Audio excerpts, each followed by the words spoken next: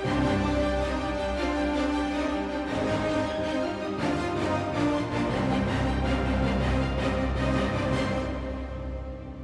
байцгаана уу үзэгчдээ.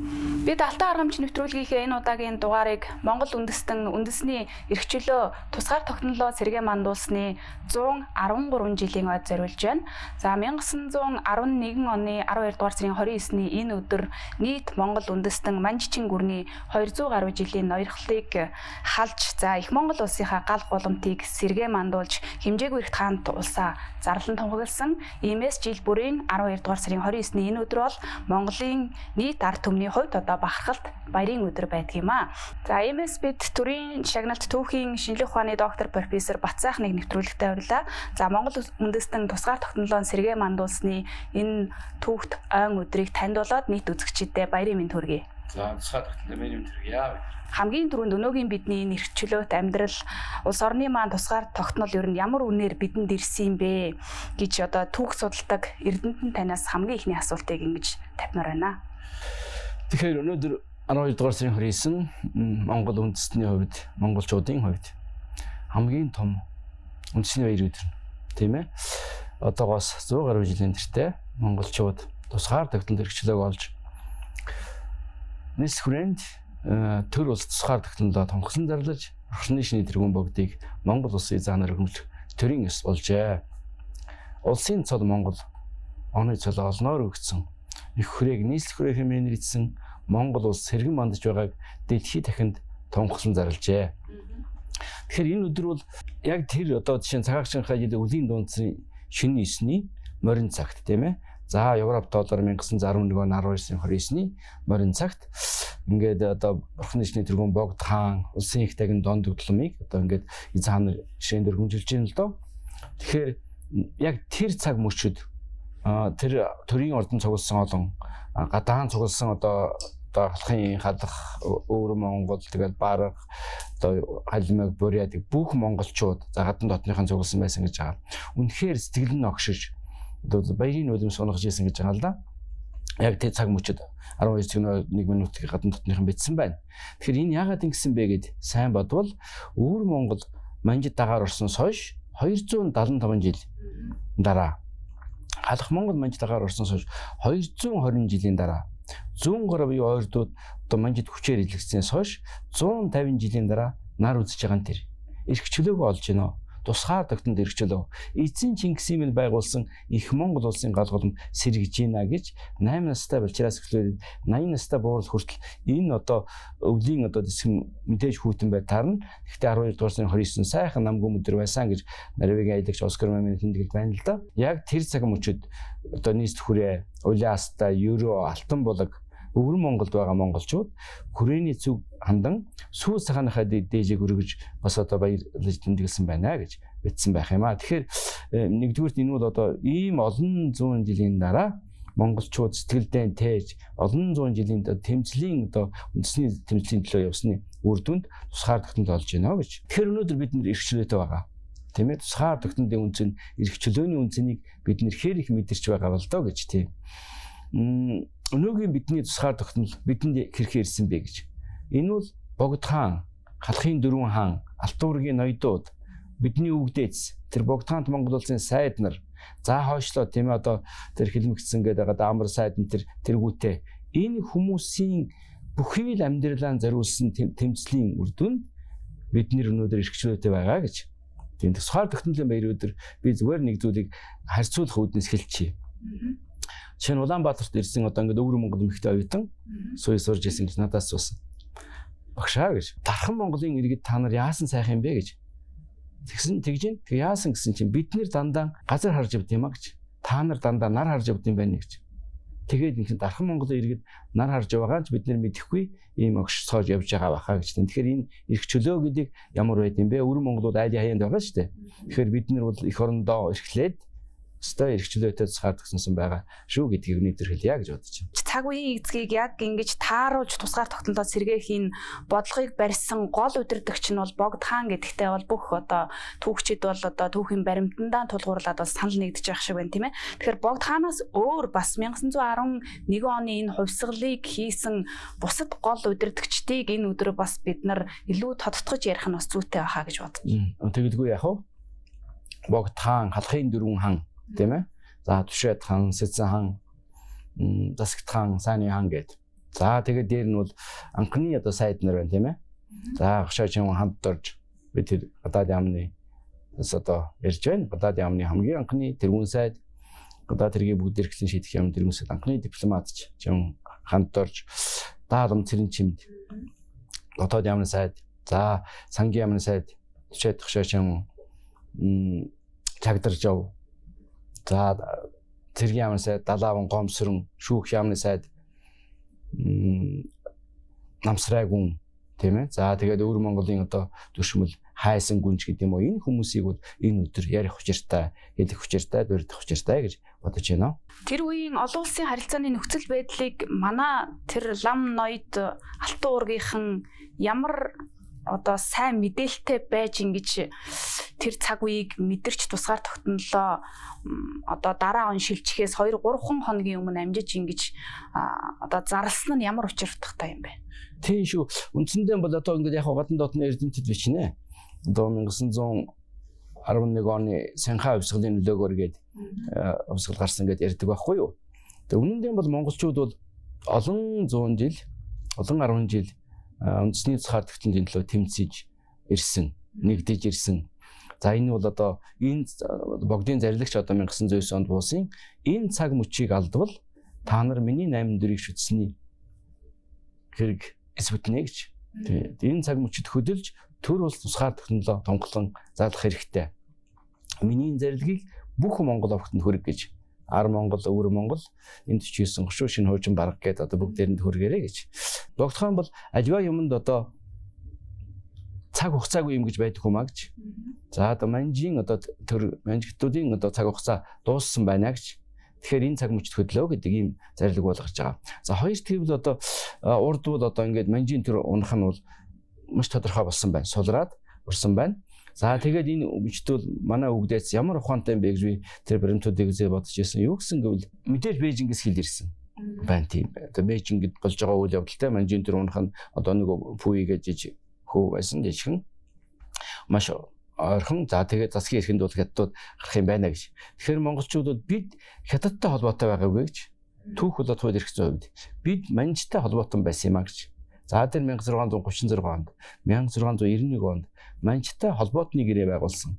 Бид энэ холбооны гэрээс гарч энэ газрын эзэн уул эзэн сууж байна. Тэгээд одоо цохор тогтноо тонголж байна гэж нэгдүгээрт нь. Хоёрдугаарт нь ягаад одоо ингэж 3 хоногийн дараа 1912 оны 1-нд дунд дэрэг улс энэ одоо болж байгаа манжин сэг унаад дунд дэрэг улс тунгалан зарлж штэ. Тэрний өмнө зарладаг нь ерөөсөө бид бол манжтай холбоотой байсан учраас манжаас одоо салж тусгаар тогтнолоо тонгон зарлаа шүү гэж. Тийм ч учраас 1911 оны 19-нд тусгаар тогтнолоо тонгон зарлаад маргааш нь манжийн засгийн газар цахилгаан явуулж байгаа. 3 яамд нь бүр тийм. Яг саяны миний хэлсэн утгатай улсын цолыг Монгол гэж. За тэг бид одоо өмнө байгуулсан гэрээнээс гараад тусгаар тогтнолоо тонгон зарлаа гэж. Тэгээд одоо найс харилцаа тогтоё. Танай тэнд одоо эвзэг болохоор гэсэн маягт агуулгатай явуулж байгаа тийм. Тэгэхээр энэ бол маш холыг харж байгаа. За бид бол одоо их хамтаа энэ дунд дэрэг улсаас өмнө өөрийнхөө тусгаар тогтнолыг манжаас олж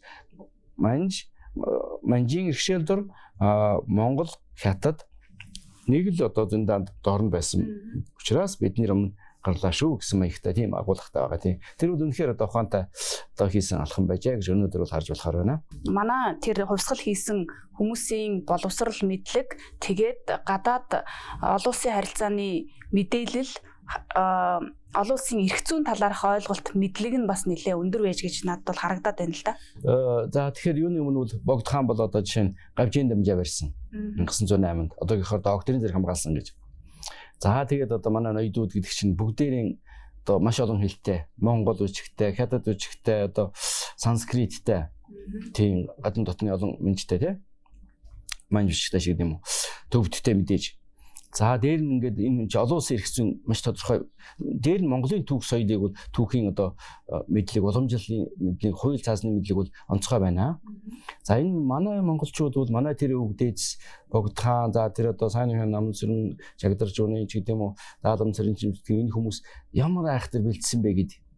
Энэ Хенри Витон гэж хүний барууны онол байдаг төрийн онол. Төмөн улсын эрдийн цаас гэж.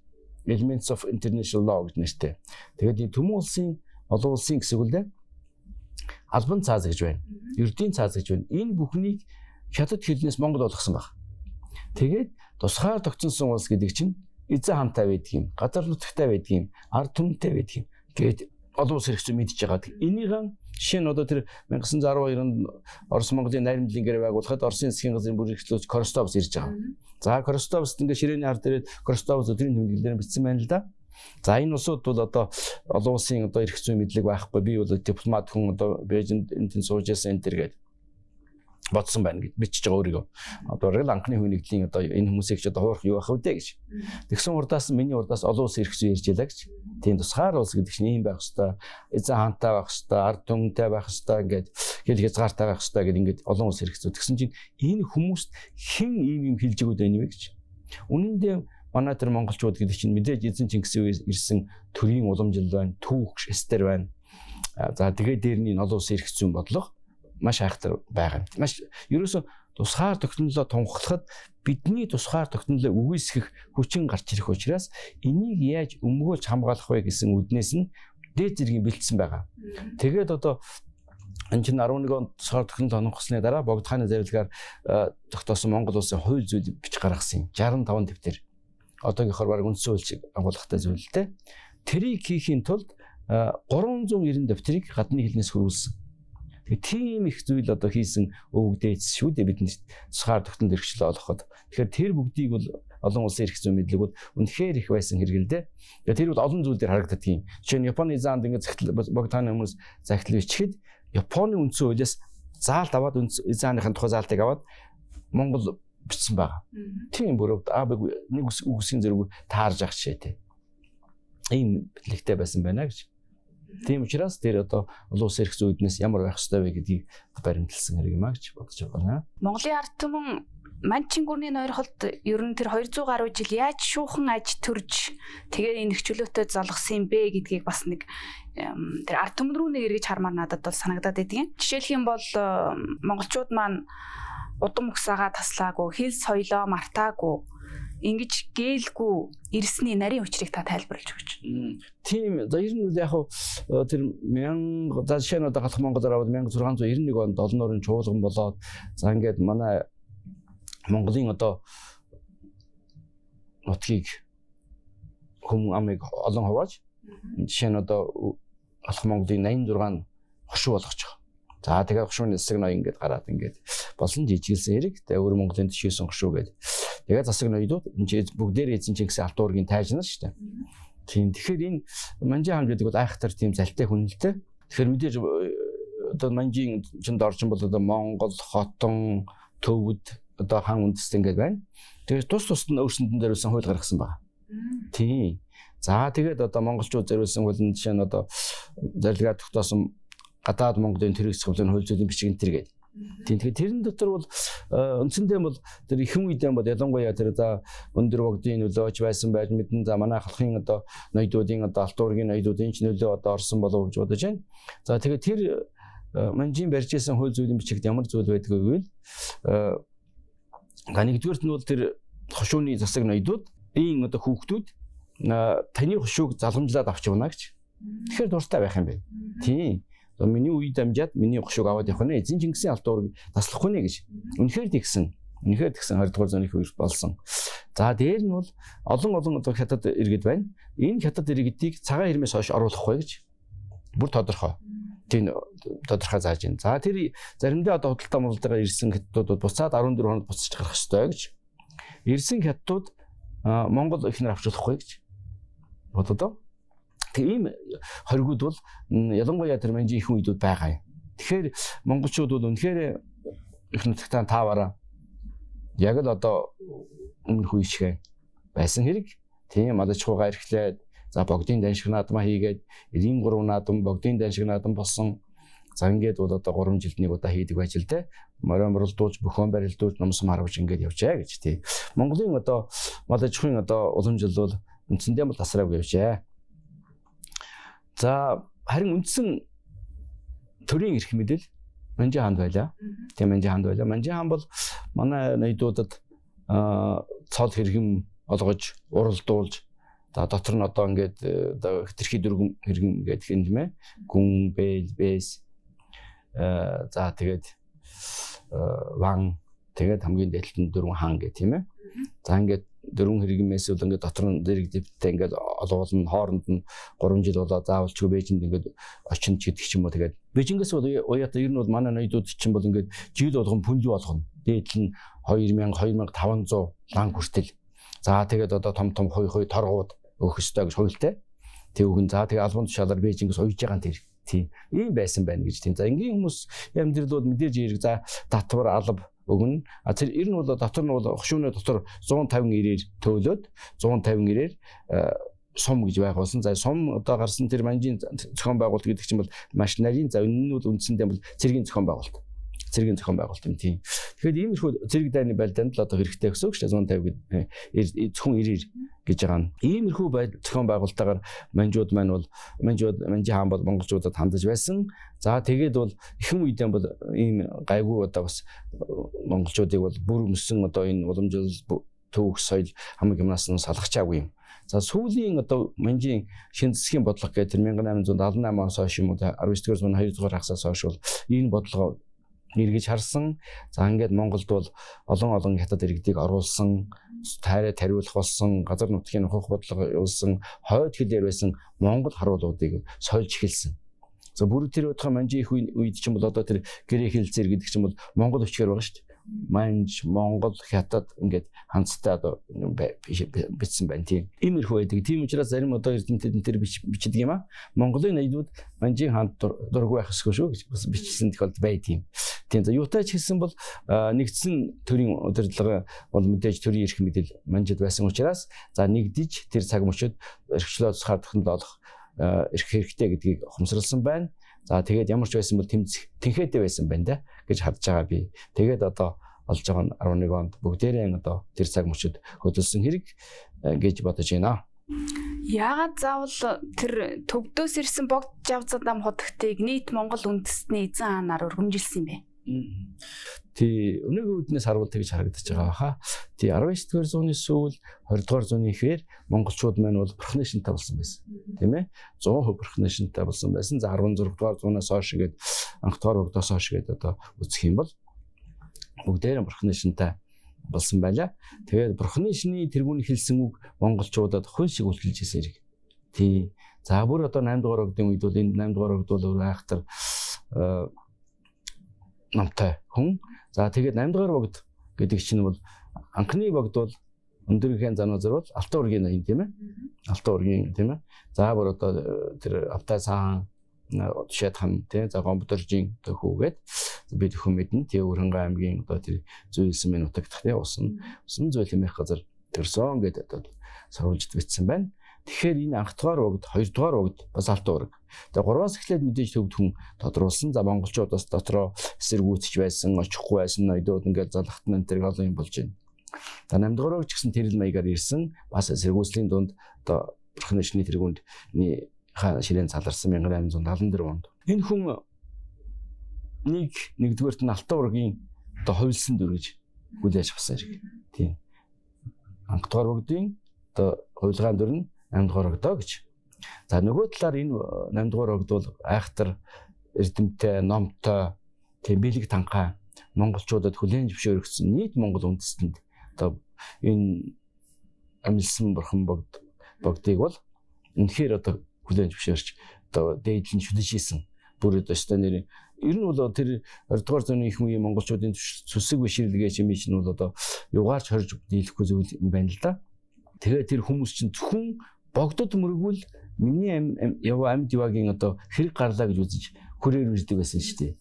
Одоо тэр мөргөлийн зам гэдэг чинь тэр үстэй бүгдээрээ. Тэгээ одоо хүрээнд ирж байгаа, богдод мөрөхөөр ирж байгаа бүр хаа байсан одоо хязгаараас ирж байгаа монголчууд байна. Бурэдаас ирж байгаа, Халимгаас ирж байгаа, өвөр Монголоос ирээд мөргөөд зөвхөн дүрийн харах төдийд одоо баясаж нар хийжсэн. Энэ үднээс нь зүсэг бишрэлээр хандаж исэн хэрэг. За тэгээд халахын одоо дөрвөн хан ноёдууд энэ үед хэн нэр хүнд нөлөө өгөх юм байна? Тэр хүнийг хүрээлж чадсан. Ингэж чадвал бид нэр эрхчлөө тусгаар технологи олж чадах юм байна, хамгаалж чадах юм байна гэдгийг ухамсарласан хэрэг. За тэгээд бол одоо мэдээж өвөр Монголоос хайсан төшмөл алмас очирнаар ингээд 1906 оны үед ирсэн. За ер нь нөхцөл байдал маш хүнд байна шүү гэдгийг хэлсэн. За Бээжингээс дархан чивэн одоо Понцог цэргийн энэ бол одоо бас босож ирээд за энэ цаг мөч хөдлөх хэрэгтэй байна гэдгийг бол бүгдээрээ богдын тойроод богдын ордон дом бол ярьцгаасан байна. Тийм за ингээд бол мэдээж богдыг бол нэгэн дуугаар хүлээн зөвшөөрч улсын заанаар өргөмжилсөн. Ямар ч гэсэн монголчууд бол ямар ив нэгдэлтэй байсан гэдгээ бол харуулж чадсан шүү дээ, тийм ээ. Богд хаан Синтидэ залраад анхны зарлиг гаргасан. Энэ зарилгын талаар би таны нэг номноос жоохон харж исэн. Тэгээд өстой нөгөө төрийн хар хайрцагны бодлого гээ чинь лин байдаг бах та гэдэг ийм бодол төрж исэн юм аа. Тэгэхээр зарилгын энэ утга тэр гүн агуулгыг та илүү сайн тайлбарлаж өгөөч. 1911 оны 12 дугаар сарын 29-ний өдрийн талаар өнөөдөр мэдээж Усгаар тогтнол баярын өдөр юм чинь тэр өдөр нартай цагаагаар тогтуухан байсан гэж тэр саяхан одоо ил болсон Норвегийн аялагч Оскар Мемин тэмдэглэл байна л да. Тэгээд одоо богдыгоо ингээд залсан хүрээнд маш олон цугласан гэж тэр өдөр бол ирнэ. Богдын ордноос одоогийн богд хааны ордон музейгээс ингээд сүйх тэргээр ирээд энэ Монгол Улсын их сургуулийн 1-2 дугаар байрны орчин байсан шар ордонд өргөмжилж байна гэж тийм. За морин цагт ингээд маш одоо төрийн ордон гэр барьсан 10 даантай гэр Монгол уламжлалаараа. За богд хааны одоо ингээд өмсөх зүүх титэм дээл одоо тамга тэмдэг бүх юм нь Монгол болгосон. Тийм Монгол байлгасан тийм. Тамгад гадны үгсийг оруулахгүй гэж. За тэгээ богд хаан зарлиг болгож байгаа. Тийм ээ. Төрийн бичгийг монголоор явуулаа гэж. Тийм. Бүх төрийн төшмөл Монгол дээл өмсөх учиртай гэж. Тийм. Төрийн хууль цаазыг Монгол хууль цааз зохиогч хууль зүйлийн бичиг зохиож байгаа нь тэр бүх алтан уургийн ноёдууд хятад ихэнх авч болохгүй гэж зарлиг болгож байгаа хэрэг. За тэгээд эзэн Чингисийн алтан уургаас эзэн Чингисийн байгуулсан их Монгол улсын гал голомт учраас анхны зарлагтан улсын цол Монгол гинэ гэж. За тэгээд бол гişиг трах зарлиг буулгасан тэрүүгээр нь бол хамгийн анхны зарлиг гişиг трах зарлиг засгийн газар эмхлэн байгуулж байгаа. За тэгээд бол ингээд одоо хамгийн байгуулсан 5 яамны тэргүүн сайдын 4 алтан уургийн ноёдууд дээр нь даалгам цэрэн чимд. Тий. Даалгам цэрэн чимд гэдэг нь хэм бэлээ? Энэ хүмүүс үндэс угсаа боддог энэ хээр ахуулд үл автагш. Тийм ээ олон улсын эрх зүйн мэдлэгтэй гэж бүр Кростов үнсэн байгаа шүү дээ. Миний энэ ярьж байгаа хүмүүсийн дотроос хамгийн толгойд өрсөлдөгч нь хүн байна гэж тийм. Миний хүнд бол тэр хээр ахуул бодох биш зөвхөн Монгол үндэснийхэн төлөө зориулсан байна гэж. Ийм хүмүүсийн юугаар яасан. Ер нь бол анхны зарилгаар бол одоо тэр Монгол за тэгээд энэ дотор чинь ар Монгол, өвөр Монголын ноёдууд лам хар бүх хүнд гişиг хүртээж байгаа. Настангуудад 60-аас дээш настангуудад 6, 9 лангийн одоо гişиг хүртээж ийн. Шорон хоригдж байгаа улсын хориглуудыг бүгдийг суллж байгаа. Бүр хаалгачд хүртэл олбог олгож байгаа шүү дээ. Зарилгаар. Тийм бүх Монгол даяар гэж бодоорой. Тэгэхээр энэ өдөр бол тэр бол зарилэг бол одоо ер нь бол богд хааны маань зарилэг бол бүх монголчуудыг нэгдүгээрт үндэсний нэгдэл хамгийн том баяр шүү гэж. Тийм ч учраас тэр цугласан олон гэдэг чинь одоо өглөө 10 цагт ирээд орой нар шингэл явахгүй байсан гэж. Тэгээд одоо ингээд богдыгоо өргөмжлөөд за тэр төрийн ордонд болж байгаа ингээд хааны синтид өргөмжилж байгаа ёсонд чинь нэг 10 хэдэн хаанд гэрч чинь 80-аас хүн багтах юм да. Гадна цугласан нүд алдам их хүн гэж маш их хүн цугласан гэж байгаа. Тэгээд тэр дотор бол тэр дархан чон Понцог цэрэн төрийн ордонд болж байгааг гарч ирээ зарлалт юм байна. Улсын цолыг Монгол оны нэрийг олноор өгсөн гэд. За тэгээд тэр олонд бүгдийг ингээ мэдээгээ хүргээд за тэгээд тэр болонд бүгдээрийн одоогийнхоор тийм одоо хүлийн авалт маягтай бүгдээр нь эдээ цагаа түгээж баярлаж бүгдээр одоо ингэсэн байх юм. Тийм. Тэгэхээр энэ бол үнэхээр одоо богдол тэгээд дээр нь бол өөрөө хэлж байгаа тий. Би одоо хаан болъё гэж болсонгүй тийм ээ. Одоо энэ алхын одоо ноёдууд Монголын ард өсгсөн олон хүсээд намайг одоо эзэн хаан болооч гэсэн гэж тийм. За би ингээд энэ эзэн хааны судлыг авч энэ байгуулсан төрийг сайн болохын төлөө бүхнээ зориулна гэсэн одоо өөрийнх нь тэр хэлсэн ерөөл тавьсан хэлсэн үгэнд бол тодорхой байх юм аа. Тийм. Тэгэхээр энэ бол нийт Монгол үндэсний эв нэгдэл тэгээд Монгол үндэсний тусгаар тогтнол эрхчлөө төрөөс тусгаар тогтнол хамгийн ихэнд шүү гэдгийг энэ зарилгаар бол маш тодорхой илэрхийлсэн байна.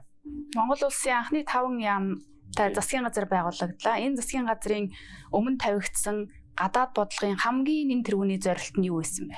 За гадаад тэргийг бүгд эрхлэн шийдэгч яам гэж одоо нэртэй.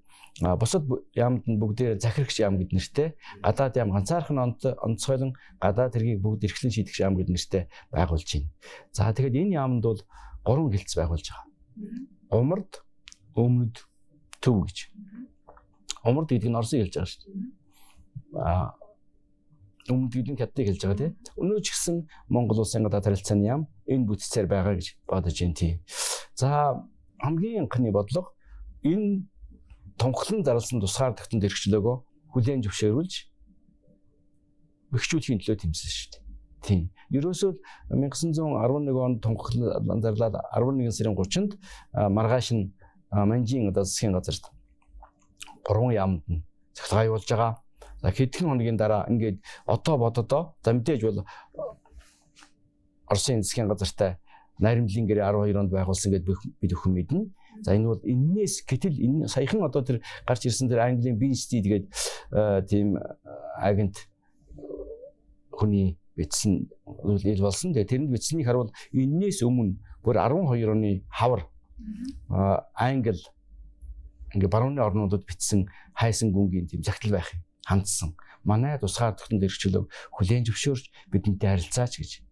За тэгээд энэ бичгийг бүр ингээд англиар болгосон өмнө хин гэж бодож байна. Норвегийн аялагч Оскар Мамэн Английн тэр Урстад энэ тэр нууцаар болгож өгд юм байна. За тэгээд урагшин тэр Ларсон гүн ингээд олон хүмүүсээр явуулаад нууцаар ингээд за мэдээж энэ дунд бол Орос дуртайч бас байхгүй байх юм байна. За ингээд мэдээж Оросын засгийн газрын бүрэн эрхлүүлэх Коростовс ирээд Орос Монголын найрамдлын гэрээ байгуулж байгаа. Тийм. За энэ гэрээг 1912 оны 10 сарын 21-нд байгуулсан. За тэгээд 11 сарын 3 шинэ тоолоор тэгээд тэрний дараа Орос манайхыг хүлээн зөвшөөрлөө. Энэ үндсэн дээр дэлхийн 9 гүрэнд ханд нот бичиг явуулж байгаа гэд бүхэн бол мэднэ тийм ээ. Тэгэхээр яг өнөөдөр баярын өдөр болохоор би сонирхуулаад нэг зүйлийг ярил. Орос Монголын найрамдлын гэрээ байгуулжээ. Тэгээд одоо за тэр байгуулахын өмнөхөн ч бараг болсон юм а 9 сарын 27-нд 1912 оны Оросын засгийн газрын бүрэн эрхлүүлэгчийг Богдын хаан анхтаа уулзж байгаа. За хүлээн авалт хийн. За ингээд сүйх тэрийг явуулаад сүйх явуулаа гэд Коростовс тэмдэглэлээ гайхалтай бичиж байгаа. За ингээд сүйхэн дээр Люба суусангүй байгаа. Тэгээд би суугаад явуулаа. Тэгээд анхны гадаадын одоо төлөөлөгчийг хүлээж авах гэд нэлээд сүртэй хүмүүс жагсаж авлаа гэж хүлээн авалт хийсэн гэж байгаа. Тэгсэн Европ маягаар халбах сарыг хүртэл тавьсан байсан гэж байгаа. Хүлээн авалтан дээр. За мэдээ тэн дунд бол нөгөө нэг манай ууц тавьсан байна. За ингээ ноёдууд сайд нар ингээ эндээс хоёрнаас хутаг гаргаж ирээд ингээ өөхийг ингээ огтлоод ингээ идэж барьж ялан тэрэг бичсэн байгаа. Тэгтээ тэрэн дээр бол дипломат ёс протокол ямар байд юм бэ гэдгийг мэддэг үүднээс тэр хүлээн авалт эхлээд эзэн хаантай уулзуулаад. За эзэн хааны одоо Богд эзэн хаантай уулзаад Цэрэнпилбугад бүрээд орчуулж энэ Цэрэнпилбуд Богд хаан Коростовс хоёрын дунд зогсоод ингээд орчуулсан чинь хормын жичиж байсан гэж байгаа. Хаантай ойрхон ийм зогсож үзээгүй тэгж ирхэнлэн хүндэлжсэн учраас гэж. За ингээд одоо Баатар цаг хааны мэндийг уламжлаад Богд хаан ч гэсэн одоо цаар тогтнол дэмжсэн талархлал эрхийлээд ингээд найрамдлын гэрээ байгуулж байгаа. Тэгээд энэний дараа бол ингээд Коростовсод одоо булга энэ төр зөндөө олон ангийн арьс ингээд зөндөө бэлэг өгж байгаа. Тэгээ гадаад яамд дээр хүлээн авалт болж байгаа нь тэр. Тэгээ гадаад яамны тэр болсон оройн хүлээн авалтын тухайд бол тийм албах сэрэг хүртэл Европ маягаар тавьсан байлаа. Ширээгээ ингэж зассан байлаа. Дээр нь том одоо өөх гэж байгаа тэр мэдээж тэр бол ууц байна. Тэгээд хоньны ууцаас өөх ингэж одоо том гата гаргаж ирээд идчихсэн. Тэргээ мэдснүүд нь тархал байдгийн. Тэгэхээр бүхэл талаараа монголчууд бол тусгаар технологио бэхжүүлэхийн төлөө тэмцсэн хэрэг. Тэгээ барууны оронд хандаа за тэгээд дэлхийн одоо 9 гүрэнд хандаж нот явуулсан. юм. Тэгэхээр энэ бүхэн бол одоо хамаг байдгаараа л одоо дээр дооргүй тэмцэжсэн гэсэн үг дээ. За ингээ 12 13 онуудад Богдын засгийн газрын анхны гадаад харилцааны сайдын айлчлал, анхны ерөнхий сайдын маань одоо гадаад айлчлал бол хойд хөршөөс эхэлсэн байдаг. За энэ айлчлалын гол одоо зорилтыг та юу гэж үнэлдэг вэ? Чин хамт орж 1911 оны 100 даалгам цэрэн чимэд хайсан нарын хамтар хаант Оросд очсон. Тусгай тогтнолоо тэмцэл тусалж өгнө гэж. Харин 12 оны сүүлээр 13 оны ихээр очиж байгаа чин Монгол улсын гадаад харилцааны сайдын хувьд айлчилж байгаа юм бол энэ бие даасан тусгаар тогтсон улсын хувьд гадаад харилцааны сайд ажил хийж байгаа юм тэр. За нэгдүгээрт энэ очиод бол бидний тусгаар тогтсон хувьд бол одоо талархлаа илэрхийлж байна. За 11 оны 100 очихдоо 21 зүйлтэй бичиг авчиж өгсөн юм. Бидэнд тусгаар тогтнолын төлөө тэмцэл туславал бид одоо ингээд хөдөлтөө хийхэд давуу ирэх болгоно. Тийм. Бид одоо газрын баялагтай нэг одоо биднээс ашиглаж болно гэдэг. Тийм. Иймэрхүү 21 зүйл бай. За тэгээ бид нар бол талархал илэрхийлэн дээр нь бол одоо мэдээж гадаад харилцааны сайд гэдэг чинь энэ за Оросын засгийн газраас одоо бол тусгаар тогтнолоо баталгааж бол ер нь бол 12 оны Орос Монголын найрамдлын гэрээ байгуулчаад явж байгаа юм тэр. Тий очиж байгаа юм тэр. За тэгээд бол цаашаа Англи, Америк бусад орны хүмүүстэй харилцаа тогтоох, хүлээн зөвшөөрүүлэх ийм оролдлого бас хийж байгаа юм тэр юм. За мэдээ дөнгөж тусгай тогтносон орн гэдэг чинь бол мөнгө, санхүү, хэр юу гэлээ, ямар үлээ гэд одоо бас онцгой гарна шүү дээ, тийм ээ. Тэгээд одоо дараа нь эргүүлээд 13 оны сүүл 14 оны гэхээр Монгол улсын ерөнхий сайд намын сүрэн тэргүүтээ л өлгөж явж байгаа. Тийм энэ дараалсан том бие даасан тусгаар тогтсон улсын айлчлал гэдэг бол нэгдүгээрт улсаан хүлээн зөвшөөрүүлэх хэмжээний айлчлал. Ер нь ч одоо Оросын хэвлэл, Оросын одоо Эзэн хаан, Баатар цагаан хүлээж авсан тийм гадаад харилцааны сайд Сазонов гэдэг энэ хүмүүстэй ингээд ярьсан зүйлийг харах юм бол за энэ намын сүрэн хэлж байгаа тийм нэгдүгээр зэргийн сайд гэж бичсэн байна Оросын хэвлэлээр. Энэ хүний чинь маш бүр мэдээж одоо Монголоос өөр бусад орныг хэлж байна. Бусад гадаад орнуудын дээд тэргүүнийг хүлээж авдаг хэмжээнд хүлээж авахгүй бол зэрэг зэмдэг нь доош нь оруулсан болно гэж. Тийм болохоор онцгой ажил бодол өгчртэй шүү гэж нэгдүгээрт нь. За хоёрдугаарт нь бид нэр одоо юу хүссэн бэ гэж. Нэгдүгээрт нь бид монголчууд бол ар өөр Монголыг нэгтгсэн байдлаар тусгай тогтнолд хүлээн зөвшөөрч гэж хүсэж байгаа. Намын сүрэн. За тэгээ би бас тэнд бодод тийм аа. Яас айхтар юм дээ манай монголчууд гэж. Манай одоо тэр сайд юм хамт орж за сайн намын сүрэн чиг. Занд очоод за Эрдэнийн очоор одоо гардуулсан тийм ээ. Одоо хамгийн Чингис хааны тэрүүн зэрэг одоо ингээд Оросын цагаан хаанд өгч байгаа. Тэгээ очичоод ингээд яасан чинь манай бэлэг галт тэргээр ирж байгаа гэж. Тэгээд галт тэргээр юу ирж байгаа гэсэн чинь бодож ийн мэднэ. 8 цагаан морь. Тийм. Тэгэхээр морь ирэхээр 8 цагаан морь ирэхээр бүтэн имэйл хазаартай бэлгээ өгч байгаа Оросын цагаан хаанд. Тэгээ бид нар одоо тэгвч чадах уу? Заримдаа боддөг шүү дээ би. Одоо тийм хэмжээнд одоо тийм өөртөө итгэлтэй бид бол эзэн Чингисийн байгуулсан их Монгол улсын гал голомтыг авч олсод гэж тийм. Тэгээд бид нэр түүхээр баталгаажсан тусгаар тогтнол одоо сэргээсэн гэж. За тэгээ бид нар бол тэр хандж байгаа тэр хан ноёдууд гэдэг чинь хичнээн олон хоног явна шүү дээ тэр чинь.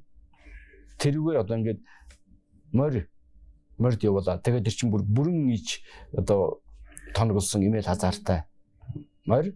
За тэгээд одоо Чингис хааны хотонтой бэлгэсэлт гардуулсан ийм үйл явдлууд болсон юм. Тэгээд энэ бол мэдээж дэлхийн улс оронд тусгаар тогтсон мөрөөр эрэхт улс гэдгийг нэгдүгээрт харуулах, хүлээн зөвшөөрөх оролдлогоо гэж одоо маш тодорхой харагдаж байгаа. Тэгээд Оросод байсан Оросын нийслэл санкт Петербургт байсан гадаад улсуудын төрийн элчин сайдын яамттай заримд нь захаа занаа өгсөн, уулзахыг хүссэн.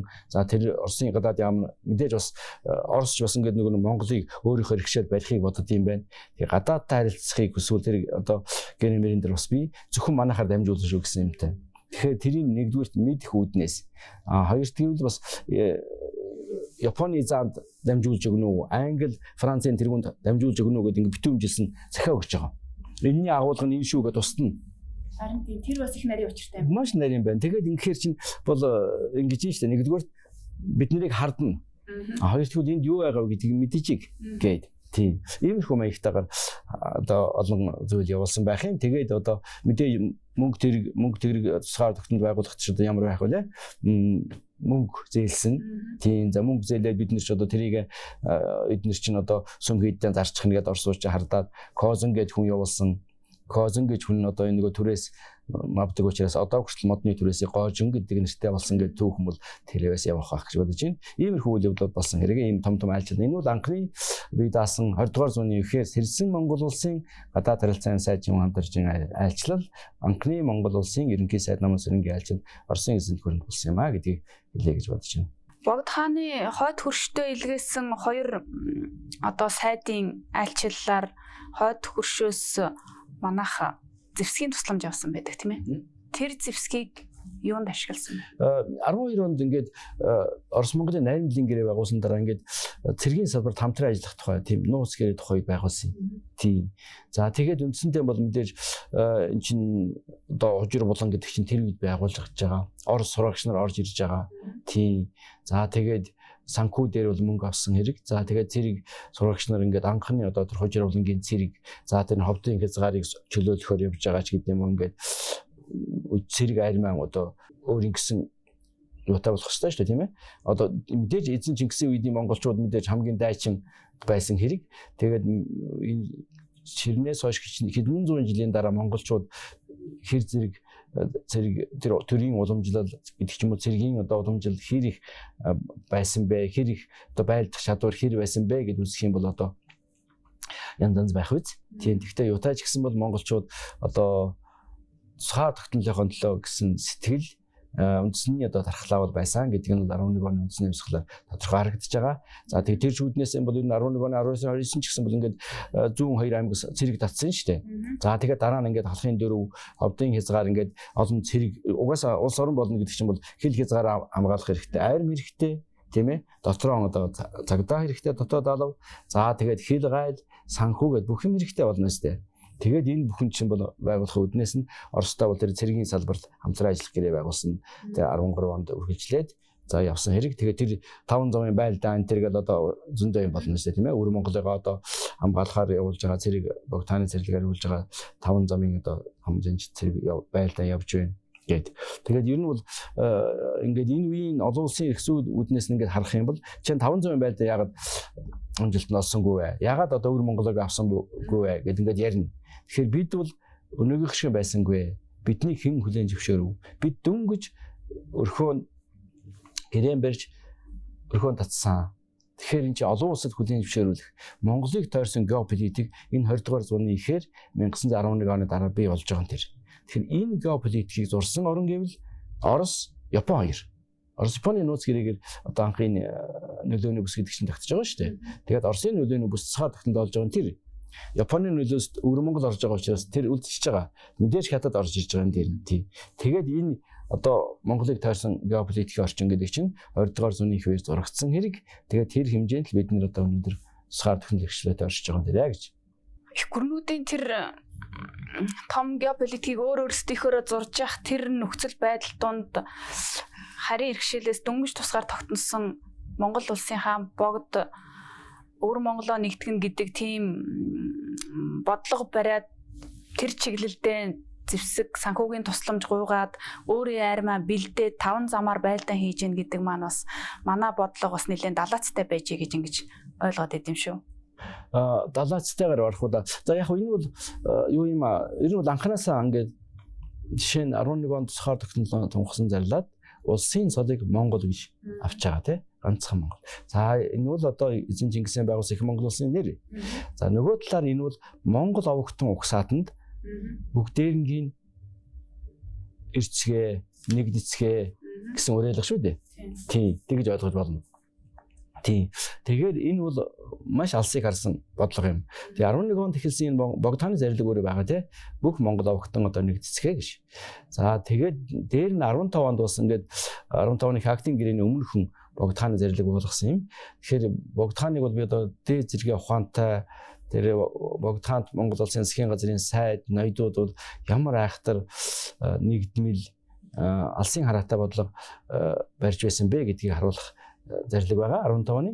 Тэгэхээр тэр ямар зарлиг байдг вэ гэхээр ингэж байгаа монголчуудад 15-ны хактинг гэдэг чинь бол үндсэндээ манай халах төрийн ховдын хязгаар өнөөгийн Монгол улсын газрын өвөр Монголын хэдийн ган үлдээж байгаа шүү дээ. Тийм гэрээ. Тэгэнгүүт нь тэр богдын зэрлэг юу гэдэг вэ гэхээр хэрэг аль нэг хэсэг газраа эрхчлөө цухаар төгсөнд авч чадвал хожим энд нэгдэж чадна шүү дээ гэж. Тийм агуулгатай зэрлэг болгосон юм. Тэгэхээр ямар ч байсан эрхчлөө цухаар төгсөнд энэ одоо Монгол гэдэг чинь угаасаа айгүй том түүхэн газар нутагтай шүү дээ тийм ээ. За одоо өнөөдөр зөвхөн л одоо энэ манай Монгол улсын газар нутаг байгуулахаас өвөр Монгол бараг тэгэл одоо дээд Монгол шаач гэдэг юм уу те. За ингээд Бурят тэгээд ингээд том их Монгол улсын тийм одоо газар нутагт орчин тогтнож байлаа. Тэгэхээр энэ их олон монголчууд Монголынхон газар нутаг дээр нэгдэх тэр боломжийг бол одоо хадгалж үлдэх ёстой шүү гэдгийг 15 онд богд хааны зэрлэг 3 улсын хактинг гэрээгээр нэрж байгаа тэр юуг хараад одоо буулгасан байна. Хожим 26 онд Цэвэн Жамсраа яг энэ үзлийг хэлдэг монголчуудаа энэ байгаа газар нутаг дээр бүгдээр нэгтцгээ гэж. Тий. За богдын хамгийн анхны их үед бол газар нутагтайгаа ирж ирсэн. Өөр Монголын тишээс огшооны 38 бараг шинэ хуучин бараг энэ төргээд огшоонууд чинь бол газар нутаг хүн амтайгаа Монгол дагаар орох байл эрхэлд нэгдэж ирсэн хэрэг тий. Тэгэхээр ийм үйл явдал гэдэг бол мэдээж алсыг харсан ийм одоо Монгол үндэстэн угсаатан нэгдмэл нэг байх учиртай шүү гэсэн нэг соёл нэг үндэстэй учраас тэр зүгээ хамгаалж нэгдмэлт байх учиртай гэдгийг илэрхийлсэн тийм агуулгатай зэрлэглэнд бодлого баримжсан гэдэг тодорхой байх юм аа. Хактинг гэрээ чинь их урт хугацаанд маш хүнд нөхцөл байдал дунд болж иж одоо хүчин давтаж яалтчгүй манах одоо гар өсөг зурсан юм гэрээ байдаг үстэй тийм ээ. За бид 11 онд цаад тогтнолоо томхон зарлаа. 12 оны ихээр дундад зэрэг улс байгуулагдаж байна. Тэгэхээр юуны өмнө дундад зэрэг улс бол хэлж байгаа. Монгол бидний өвөр зураан тэмцэлтийг далимдуулаад цаад тогтнолоо томхолчлаа гэж. Бид жоохон гайгүй болоод цэрэг яваад авчихна гэж. Тийм. За бүр хятадын одоо бичсэн түүхэн дээр юу гэж байна гэж. Богд тэргүүтээ урвагчид Оростой нийлээд манахаас 1.5 сая хавтгай дөрвөлжин хилээд газар нутаг авлаа гэсэн байгаа шүү дээ. Монголыг хэлж байгаа шүү дээ. Тийм. Тэгээд энэний дараа ямар асуудал болсон гэхээр Орос манахыг хүлээн зөвшөөрөв. Тэгсэн чинь ингэдэм юм. Орос Монголын асуудлыг ярья гэж. Тэгэхээр хятад танаа энэ асуудал танаа асуудал ш. Манай дотоод асуудал. Цэрэг явуулчихна гэж. Тэгэнгүүт Орос ямар бодлого барьсан гэвэл энэ тусгаар тогтнолоо томгосон Монголтой гэрээ байгуулчих гэж. Тэгээ 12 оны найрамдлын гэрээ гэж энэ шүү дээ. Тэгээд энэ гэрээ байгуулж байгаа Кростов үз гэж юм чинь богдны засгийн газартай гэрээ байгуулж байгаа. За тэгэхээр тэр үед Оросууд сайхтар бодлоо. Тэгэхээр монголчууд бол юу хүсэж гинүү? Ар өвөр Монгол нэгдсэн Монголыг хүсэж байгаа. Энийг маш тодорхой илэрхийлж байгаа. Тэр түрүүний Чим хамтаржийн айлчлал ерөнхий сайд намын сэргийн айлчлал гэдэг ирсэн одоо Кростовс ч гэсэн маш тодорхой хэлж байгаа. Бид өвөр Монголтойгоо хамт баймаар байна гэж. За богд хааны гадаадад илгээсэн захидлууд Оросын Японы заанд бичсэн захидлын тэр дээр бол маш тодорхой хэлж байгаа. Энэ хятадын доор зовж байгаа өвөр Монголыг мань тусалж чөлөөлж өгчээ гэж. Ерөөсөө ганцхан маш том агуулгатай захидлын тэр байгаа. За ингээд бол хактинг гэдэг чинь бол энэ хоёр төрчлөөс за Оросууд ингээд за та нар 10 Монголыг хүлээн зөвшөөрөхгүй л өвөр Монголыг алдан шүү гэж. Тийм за ингэж Орос Монголын наримдлын гэрээ гараад хактинг гэрээ чинь энэс үүдэлтэй гараад ингээд бид нэр бол энэ 1 саяар 1.5 сая хавтгай дөрвөлжин километр нутгаар хүлээн зөвшөөрөх алхам маш олон жилийн турш явсаар яалтын гэрээ тэгээд явсаар байгаад өнөөдөр бол ямар ч байсан нүүбийн бүх оронтой хүлмаа тарилцаа хүлээн зөвшөөрүүлсэн хэмжээнд хүрчээ гэж үзэж болно хаа. За энэ хоёр айлчилж үндэслээд за үүний дараах үйл явцууд үндэслээд ер нь бол Монгол улс богд хаант улсын үеэс эхлээл 3 дахь хөршийн ирэлд бол идэвхтэй явж байжээ гэж өнөөгийн одоо түүхч эрдэмтэд дипломатууд бол дүгнэж байна шүү дээ тий. Тэгэхээр тэр үеийн Америк манай нөгөө хандсан 3 дахь хөршөө болох гэсэн улс орнууд маань өөрсдөө манай богд хаант Монгол улсыг ер нь ямар өнцгөөс хүлээж авч байсан юм бэ? За шулуун хэлсэн дээр баг. Ихэвчлэн бол хүлээж зөвшөөрөв гэж бичдэг байхгүй юу?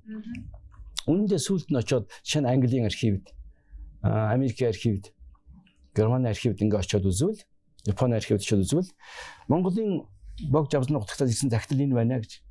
Тийм. Тэр чинь бүр сүйдэлт юм байна шүү дээ. Одоо ингээд бүр одоо 14 оны 1 сараас 6 сар хүртэл ингээд Японы департамент гадаад харилцааны яамн дээр ингээд бүгдийн цаанаас Японы зан дэсэн загтал очиод тэрийг задлахгүйгээр Оросын элчин гадаад харилцааны сайд хоёр хоорондоо ярьж байгаа буцаагаад өгч байгаа. Тэгсэн Японы хэвлэл дээр гарч байгаа энэ улсыг одоо доромжилсан хэрэг боллоо гэд утгатай загтал. Тэгээд ингээд асуудал ингээд дуусчихсан болов гэсэн чинь за ингээд Америкийн департаментанд асуудал болжээ. Английн парламент дээр юм болжээ. Монголын утгатаас Монголын засгийн газраас ирсэн бичгийг бүгдээр нь хилэлцсэн байна. За бид нэр ямар хариу өгөх үү, яах вэ гэд. За жишээ нь энэ дээр бол жишээ нь Америкт бол хилэлцээд энэ бичгийн хариуг бид нэр Бээжинд өгнө гэж, Хятадд өгнө гэж бичсэн байх. За Франц бол шууд манайд Монголд манай ашиг сонирхол байхгүй гэж. За Герман, Англи, Япон бол Монгол манай ашиг шиг байгаа. Тэг бид нэр бусад улс орнууд ямар хариу өгөхийг харж иж хариу өгнө гэж. Тэгээ хоорондоо 6 сар бар жил шахуун иргэн тойр ярьж байгаа. Та нар дипломат шугамаар одоо тухайн оронд нь сургаалчин сайдуудаа өрг өгөөд за ямар хариу өгч танай суугаа оронд одоо энэ хүрээний одоо утгатаас гэдэг юм одоо бүгдийн засгийн газраас захиралцаана ирж үү гэж. Тэгэхээр тэр бүхнийг одоо хилэлцсэн үйл явдал байх юм аа гэж. Тийм. Тэгэхээр энэ бол тодорхой бас үрдэнд хүрсэн байна. Олон улсын одоо чихэнд одоо хүргэсэн байна гэдэг нь бол тодорхой харагдаж байна гэж би бодож байгаа. Тийм. Шууд хүлээн зөвшөөрөл угаасаа баг өнөөдөр ингээд яа маргааш хүлээн зөвшөөрөлнө гэж байхгүй шүү дээ тийм ээ. Тэгэхээр тодорхой хугацааны дараа дэлхийн олон улсын практик ч гэсэн бол хүлээн зөвшөөрдөг. Тэгээ хүлээн зөвшөөрөхдөө энэ Монгол улсын өөрийнх нь тунхагласан 1911 оны 12 сарын 29-ний өдрөөр тусгаар тогтносон өдрийн хүлээн зөвшөөрдөг ийм учиртай юм байна гэж харж байна.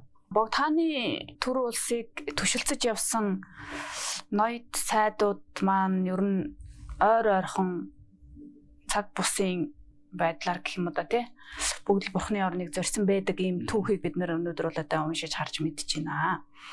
Энэний цаана ер нь ямар учир байсан юм бэ? Одоо түүхэн баримтуудтай танилцдаг хүний хувьд одоо үнэхээр гадны нөлөө байсан юм уу? Дотооддоо зөрчилтэй байсан юм уу?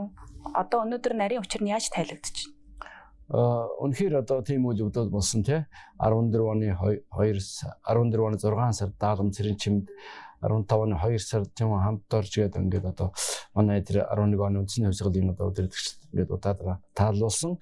Тэгээд энэ ноёдууд ламдрын хоорондын зөрчил гээд бид нэр ярьж тайлбарладаг л да. Би тэгж бодохгүй байгаа. Дөнгөж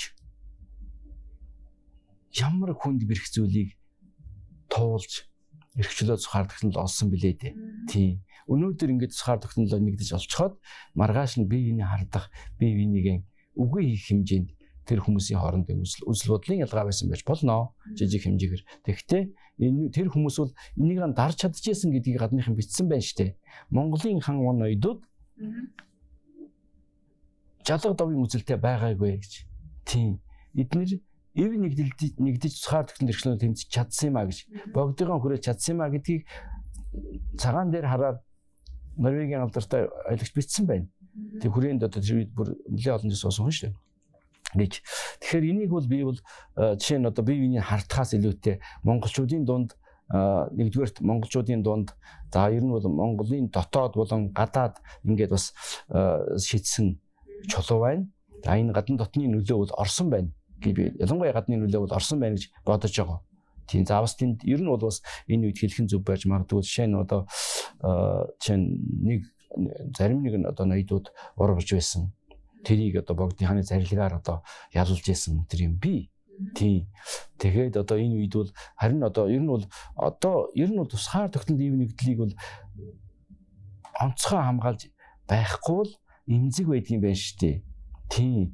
Тэгэхээр ямар нэгэн зүйлийг өртүүлж болдгийм байна. Гадны нөлөөгөөр тийм ээ. Дотноо бас дотроо ив нэгдэлтэй байхгүй бол гадны нөлөөнд автадгийм байна шүү гэдгийг би хэлж байгаа юм. Тэгэхээр энэ бол дотооддоо одоо жишээ нь лам хар ноёдог бие биенийг хартахаас илүүтэй энэ бол гадны нөлөөгөөр болсон зүйлс байна гэж би бол өнөөдөр үзэж байгаа.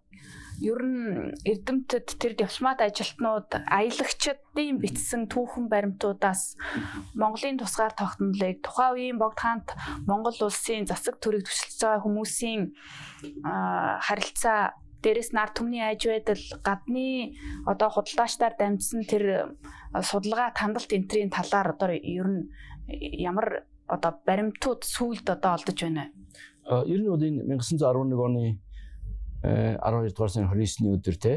За энэ 11 онд болсон Монголын үндэсний хувьсгалын тухай энэ цаар технологи тунгалсан үйл явдлын тухай гадна дотны хүмүүс маш ихээр бичсэн. Тийм за бидний мэдих том алдартай эрдэмтэн одоо Бурдуков ч гэдэг юм уу те. Бурдуков гэдэг за Владимир Цов гэдэг. Тэгээ Владимир Цов бол одоо шинэ бичсэн маш их саад бэрхшээлийг туулан байж Монгол тусгаар технологи оллоо гэдэг. За Бурдуков бол шинэ одоо энд одоо маш том үйл явдал болох нэ гэд бичсэн байгаа тийм. Энд чи урдаас ирж байгаа саад бэрхшээл гэдгийг бол тэгж харж байна л да. Тийм тэгэхээр энэ зөвхөн одоо эн чинь угаасаа ингээд хувьсгал хийн гэдэг чинь тийм нэг дожог өрчүүд хийдэг ажил биш байна шүү дээ. Тийм одоо нэлээд тийм бэлэг танхаа хэлүүлж хэлчихдэг, хийвэлж хийчихдэг тийм хүмүүсийн хийдэг ажил шиг байна. Би ямар сайн одоо энэ 11 оны үндэсний хувьсгалын өдөрдөгч богдын тухайд хэлдэг байхгүй юу? Тийм энэ хүн бол ингэж хэлж энэ хүний бэлсэн үг байгаа юм. Би хятадуудын иргэшэл байсанд орвол өхийг илүү үзэж чадна гэж бичсэн зүйл байгаа юм тийм.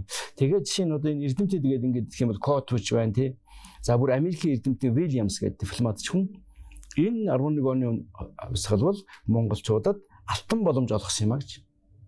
Үнэхээр тийм биз дээ. Энэ үнэхээр маш том жижигхэн миг түүхэн үднээс авзуул маш том боломж цахаар тэн хэрэгшлэг олох. Тэгэхээр энэ алтан боломжийг бид нэр ашиглаж чадсан учраас өнөөдөр энэ хоёр том соёлтой 1.5 сая хүнтэй хятад соёл 200 сая хүнтэй Орос соёлын дунд 3 сая хүнтэй Монгол оршин сууж байна шүү дээ гэж бодож байна тийм.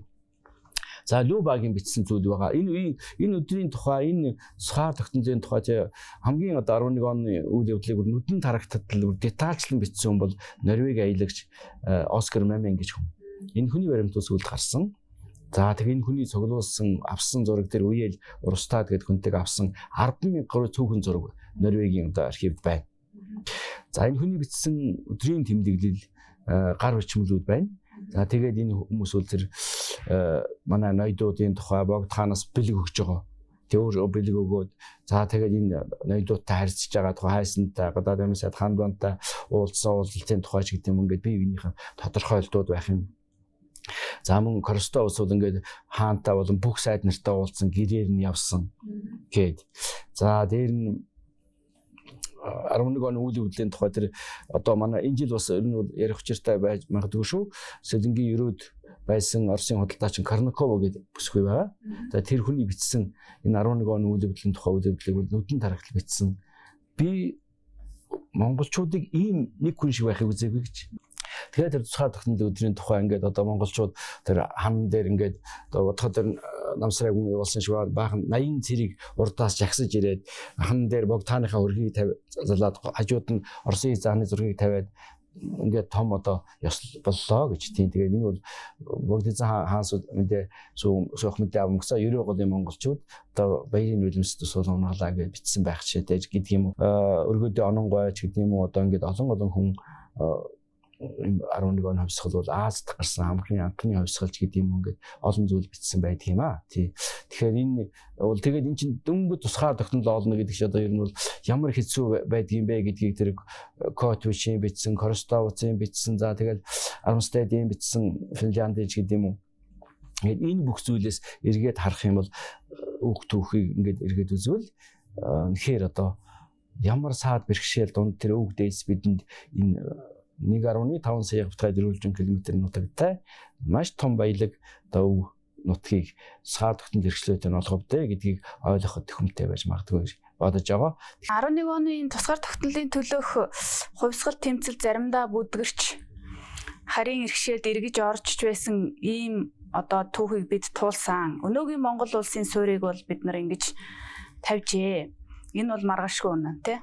Тэгэхээр 1921-с 90-ад оны хооронд бол бидний түүх бас говьж бүдгэрч арай өөрөөр бичигдсэн байх шиг байдгийн. Өнөө үед эрдэмтэн та бүхэн одоо Монгол улсынхаа түүхийг хойч үедээ бодит үннээр нь үлдээхийн төлөө, засаж залруулахын төлөө ямар судалгаа хийж байна вэ? Энэ тентхийн архиваас Монголын түүхийн одоо үнэн бодит баримтууд хэр олдож байна? Тэгэхээр юутаж гэсэн хамгийн түрүүнд өнөөгийн Монгол улсын үндэс суурь 1911 он тавьсан гэж та маш сайхан ярьлаа.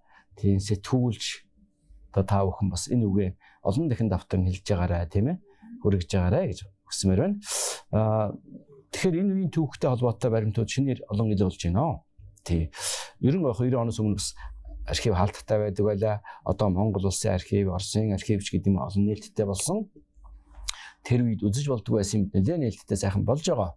Тийм. За дээр нь гадны одоо олон улсын архив жишээ нь одоо Норвегийн архивч, Норвегийн одоо тэр аялагч Оскар Мемени юм уу, Урстадын ч гэдэг юм уу, Бинстидийн ч гэдэг юм уу архивын баримтууд ил болж байна. Тийм ээ, ил болж байна. Тэр шин содон зүйлс байна. За бид ямар бодлого барьж ийсэн байна, хин гэдэгтэй хандж ийсэн байна, ил дээр, далдаар тий гэдэг ч юм уу. Тийм. Тухайлбал одоо жишээ нь тэр хайсан гүн гадныг богд хаанаас одоо ингээд зарилгаар ингээд за чин одоо хамт орж энэ оролцоотойгоор ингээд гадаадын одоо 3 дахь хүрээнд хандсан цагтлууд Орос хүрээнд байгаа Оросын ерөнхий консулын одоо хараа хяналтаас гадуур нууцаар явуулсан байх шээ. Тэгээд за ингээд явуулчихсан чинь нөгөө бичгийг чинь ингээд мэдээж монголоор бичээд одоо тухайн орны шаардлага хангасан англи хэрэг болох хэрэгтэй биз дээ. Тэгэхээр тэрий чинь бол тэр Урстад Оскар Мемени тэр болгож өгд юм байна. За тэгээд ингээд явуулсны дараа тодорхой хугацааны дараа бичиг явцсан гэж Корейнд Оросын консул мэднэ үстэй. Тэгээ Монголын засгийн газрын хүмүүс асууд юм байна. Хин та нарт хин одоо энэ бичгийг англи болгож өгөх хинээр дамжуулав гэж. Тэгсэн Монголын засгийн газрынхан хин бидний гэж хэлсэнгүй шүү гэж хамгаалж чадлаа гэж тийм. Гэгчээ тэгээд за тэгээд үүнийхэн төлөөр чинь Ларсанд гүн цологсон ч байдаг юм уу? Ингээд явуулсан байх юм. Тэгэхээр за Японы архиваас Богдхааны захидлын Японы заанд очсон захидлын тухай бас гарч байна. За Тайванд байна. За дэлхийн олон ер нь бол Монголын одоо баримтууд чинь одоо Европод гэхэд бол одоо Германы архив, Дани эзэн архив бүр одоо ингээд мэдээж бурхны шинтэй штэ тий. Бурхны шинтэй олбогтой Богдхааны сургаал, лүндэн, зүүд ингээд шоголтойгоо төвд монголоор бичсэн ном зөндөө байна шүү дээ. Тийм. Тэгэхээр энэ бол одоо судалгааны юм бол одоо өшөө их тэлж, гүнзгийрч байна. За дээр нэг сайн зүйл саяхан болсон. Энэ Монголын түүх судлалыг дэмжих тухай Монгол Улсын ерөнхийлөгчийн зарлиг гарсан. За тэгээ энэ дээр бол одоо мэрэгжлийн түүхчдийг бэлтгэх хамгийн нэгдүгээр залтанд тийм байсан. Тэгэхээр энд бол би бол бодож байгаа ялангуяа мэрэгжлийн түүхчдийг бол олноор бэлтгэх хэрэгтэй. Яагаад гэхээр бид нар бол өөрийнхөө үндэсний түүхээс холдсон байгаа монголчууд. Тийм бид хинбэ гэдгээ мэдэхгүй болтлоо холдсон байгаа шүү дээ. Үүндээ бидний чинь заримдаа нэг одоо хүүхчиг ажиллаж ийн гэд бичсэн байдгийн тэр Костовч бичсэн хожимч одоо дипломат хүмүүс биччихэд монголчууд Монголын одоо сайд дарга нар ч одоо хүүхчиг ажиллаж ийн гэж. Тэгэхээр бид нэр үүх түүхээ мэдэхгүй бол ер нь түүх соёлоо мэддэг хүн эх орны хөдөлгөөн гинлээ. Тэгэхээр багт нь бол хүүхдүүдэд өсвөр залуучуудаа бол үндэснийхээ түүхийг мэдүүлэх шаардлага хэрэгцээ байгаа юм. Тэгэхээр энэ үднэс нь ерөнхийлөгчийн зарлигийг үзвэл одоо шаардлага онц сайн байна. За дээр нь бол түүхийн талаарх энэ судалгааг үнэн зөв хийх хэрэгтэй. Архивын баримтууд ил болох хэрэгтэй байна. Манай архивын баримтууд бас хаалттай байгаа. Нээлттэй гэж хэлж байгаа боловч яг очиод үзэхээр зарим юм одоо нууц гэсэн юугаар олон тийм зүйл бас байгаа юм тийм. Тэгэхээр бид нар бол бас шөө илүү сайн одоо архива нээх, хүмүүстэй хүргэх, судлах шаардлага бидэнд хэрэгцээ шаардлага байгаа. Тэгээ яагаад гэвэл бид нар өөрийнхөө түүхээс холдсон учраас түүхийг үзэл сурталын зэвсэг болгож байсан учраас бид нэр жишээ нь одоо 100 жилийн өмнөх түүхийг л одоо ярил л да тий. Хаа байсан одоо мэдээж Чингис хааны үеийн тухай бид нар бас ярьж ил байх шиг байна. 100 жилийн өмнө сэрсэн Монголын үеийн Богдхааны үеийн 12 дугаар сарын 29-ний өдөр цусгаар тогтнолын дараа нь юу болов? Бид одоо юутай байв? Хин дэмжиж байв? Хин дэмжихгүй байв? Бид нар ер нь цаашдаа яах учиртай юм?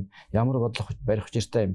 Өвөр зуураа бид нар хинд үгэн ил хэлж болох уу? Талд ямар үгэн барих ёстой вэ гэдгээ энэ өвгдээдсэн ухаанаас сурах учиртай шүү дээ. Түүх бол энэ үднээс нь харуул сургамж байдаг шүү дээ, тийм ээ. Тэгэхээр энийг бол одоо бас баярын өдөр ч гэсэн бид нэр мэдвэл сайн байх ба гэж бодож байгаа. Олон улсын харилцааны өнөөгийн нөхцөл байдлаас харахад ер нь аливаа улс орны хамгийн нандин хамгийн эрхэмлэж байх ёстой зүйл бол ерөөсөө л эрх чөлөө тусгаар тогтнол юм байна гэдэг нь бол одоо бүх дэлхийн ард түмэнд бол харагдаж байгаа баха гэж би хэлмээр байна. За тэгээд та бараг сая миний асуух гэсэн асуултанд хариулчих шиг л боллоо. ирээдүйн хойч үедээ улс орныхоо тусгаар тогтнолыг үн цэн үүх түүхээ үнэн мөнөөр нь танин мэдхийн ач холбогдол нь ер нь юунд байдгийм бэ гэдгийг би энэ баярын өдөр бас залуус хойч үедээ таны эрдэмтэн танаас одоо сургаалын үг сонсомоор байна. Тэгэхээр түүх бол ой санамж. Ой санамж алдвал хэн болох вүлээ?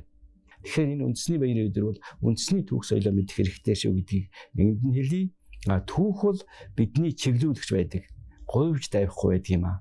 Тийм түүх соёлоо мэдэх хүн эх орноо хотолддог юм аа. Тийм болохоор тусгаар тогтнол эрхчлөөний өдрийн одоо баярын өдөр та бүхэн өөрийнхөө би хинбэ, бид хинбэ, Монгол гэдгээ мэдсэн, Монголд хайртай байх тэр одоо үгийг биендээ харамгүйгээр хэлсэн ийм байгаасай гэж би хүсэж байна. Бидний урилгын хүлээн авч монголчуудын бахалт баярын өдрөөр түүхийнхээ үнэн мөнийг илүү дэлгэрүүлж сонирхолтой яриа өрнүүлсэн түүхч танд маш их баярлалаа. За баярлалаа. Үзэгчдээ Алтан аргамч нэвтрүүлгийнхээ энэ удаагийн дугаарыг бид Монгол үндэстэн эрхчлөө тусгаар тогтнолоо сэргээ мандуулсны 113 жилийн ойд зориуллаа. За Монгол улсын иргэн бүрийн бахалт баярын энэ өдөр залуус хойч үедээ түүхийнхээ үнэн мөнийг ойртуулах зорилгоор бид төрийн шагналт түүхийн шинжилгээ ухааны доктор профессор Бат сайхныг энэ удаагийн нэвтрүүлэгтээ урьлаа. Бидний нэвтрүүлэгтээ хамт байгаа үзэгчид та бүхэндээ баярлалаа.